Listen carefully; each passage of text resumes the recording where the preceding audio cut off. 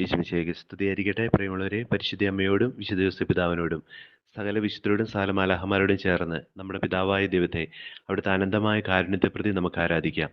ഏറ്റവും വലിയ പാപിക്കാണ് അവിടുത്തെ കരുണയിൽ ആശ്രയിക്കാനുള്ള ഏറ്റവും വലിയ അവകാശം. നമ്മുടെ എല്ലാ ബലഹീനതകളും പോരായ്മകളും ഒക്കെ മറന്നുകൊണ്ട് എല്ലാം അവിടുത്തെ കരങ്ങളിലേക്ക് കൊടുത്തുകൊണ്ട് നമുക്ക് അവിടുത്തെ ആരാധിക്കാം. പരിശുദ്ധനായ ദൈവമേ, പരിശുദ്ധനായ ബലവാനെ, പരിശുദ്ധനായ അമർത്തിനെ, ഞങ്ങളുടെ ഈ ലോകം മുഴുവൻ്റെ മേൽ കരുണയായിരിക്കണമേ.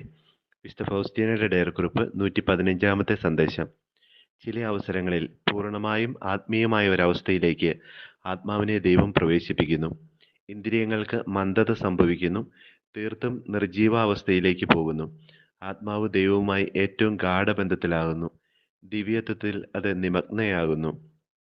അതിൻ്റെ അറിവ് പൂർണ്ണവും സമ്പൂർണവുമാണ്, ഉത്കൃഷ്ടവുമാണ്. മുൻപ് സംഭവിച്ചിരുന്നതുപോലെ അപൂർവമായ ഒന്നല്ല, എന്നാൽ തികച്ചും പൂർണ്ണവും യഥാർത്ഥവുമാണ്. ഇതിൽ അത് ആനന്ദിക്കുന്നു. മുമ്പ് സംഭവിച്ചതുപോലെ അപൂർവമായിട്ടുള്ളൊരവസ്ഥയിലല്ല, മറിച്ച് ദൈവവും മനുഷ്യനും തമ്മിലുള്ള ആ ഒരു ബന്ധം തികച്ചും സാധാരണവും തികച്ചും പൂർണ്ണവുമായിട്ട്, തികച്ചും നൈസർഗികവുമായിട്ടുള്ള ഒരു കാര്യമായിട്ട് ഇവിടെ അനുഭവപ്പെടുന്നതിനെ കുറിച്ചുള്ള ഒരു ബോധ്യം വിശുദ്ധ ഫൗസ്റ്റീനയ്ക്ക് ലഭിക്കുകയാണ്. വളരെ സരളമായിട്ട് പറഞ്ഞാൽ, ഒരു മനുഷ്യൻ പൂർണ്ണത പ്രാപിക്കുന്ന ദൈവവുമായിട്ട് ഒന്നായി തീരുമ്പോഴാണ്. തൻ്റെ തന്നെ ഛായയിലും സാദൃശ്യത്തിലും സൃഷ്ടിക്കപ്പെട്ടത് തൻ്റെ തന്നെ ജീവനിലേക്ക് ഒന്നായി തീരുമ്പോഴാണ് ഒരു മനുഷ്യ സൃഷ്ടിയുടെ പൂർണ്ണത സംഭവിക്കുന്നത്, അതിൻ്റെ യഥാർത്ഥ ലക്ഷ്യം പൂർത്തീകരിക്കപ്പെടുന്നത്. അതുകൊണ്ടാണ് ദൈവാത്മാവുമായി ഒന്നായിത്തീരുന്നവൻ ഒരേ ആത്മാവായി തീരുന്നു എന്ന തിരുവചനം നമുക്ക് ലഭിച്ചിരിക്കുക.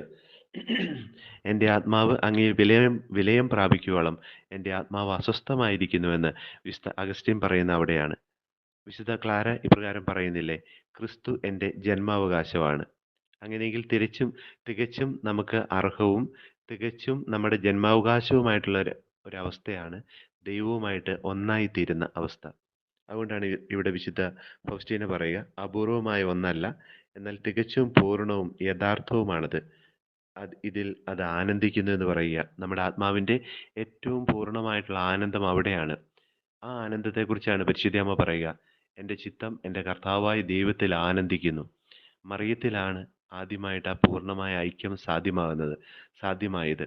അതുകൊണ്ടാണ് മറിയം ആ അനുഭവത്തെ ഇങ്ങനെ നിർവചിക്കുക: എൻ്റെ ചിത്തം എൻ്റെ കർത്താവായ ദൈവത്തിൽ ആനന്ദിക്കുന്നു. അവിടെയാണ് അപ്പസ്തലന്മാർ പറയുക, റിജോയ്സ് ഇൻ ദ ലോർഡ്, കർത്താവിൽ ആനന്ദിക്കുക. And again I say rejoice in the Lord, വീണ്ടും ഞാൻ നിങ്ങളോട് പറയുന്നു, നിങ്ങൾ കർത്താവിൽ ആനന്ദിക്കുക. നമ്മുടെ ജന്മാവകാശമായ ഈ ആനന്ദം, നമ്മുടെ ആത്മാവിൻ്റെ അവകാശവും പൂർണ്ണതയുമായ ഈ ആനന്ദം, നമ്മുടെ ആത്മാവിൻ്റെ പൂർണ്ണതയായിട്ടുള്ള ഈ ഐക്യം, അതിനു വേണ്ടിയിട്ട് നമ്മളെ തന്നെ പൂർണ്ണമായിട്ട് നമുക്ക് സമർപ്പിക്കാം.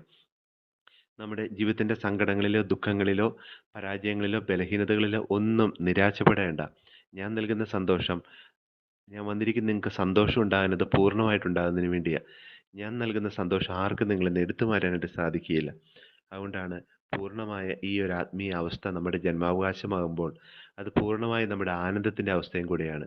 ഈശോയിലേക്ക് നമ്മളെ തന്നെ പൂർണ്ണമായിട്ട് സമർപ്പിച്ചുകൊണ്ട് അവൻ നമ്മുടെ ആനന്ദമായി തീരട്ടെ, അവൻ നമ്മുടെ പൂർണ്ണതയായി തീരട്ടെ, അവൻ നമ്മുടെ സൗഖ്യമായി തീരട്ടെ, അവൻ നമുക്ക് വേണ്ട അവകാശമായി തീരട്ടെ, അവൻ നമ്മുടെ ഓഹരിയായി തീരട്ടെ. ഈശോയെ, ഞാൻ അങ്ങയിൽ ശരണപ്പെടുന്നു. നമ്മുടെ കർത്താവ് യേശു മിശിഹായുടെ കൃപയും പിതാവായ ദൈവത്തിൻ്റെ സ്നേഹവും പരിശുദ്ധാത്മാവിൻ്റെ സഹവാസവും നാം എല്ലാവരോടും കൂടെ ഉണ്ടായിരിക്കട്ടെ, ഇപ്പോഴും എപ്പോഴും എന്നേക്കും.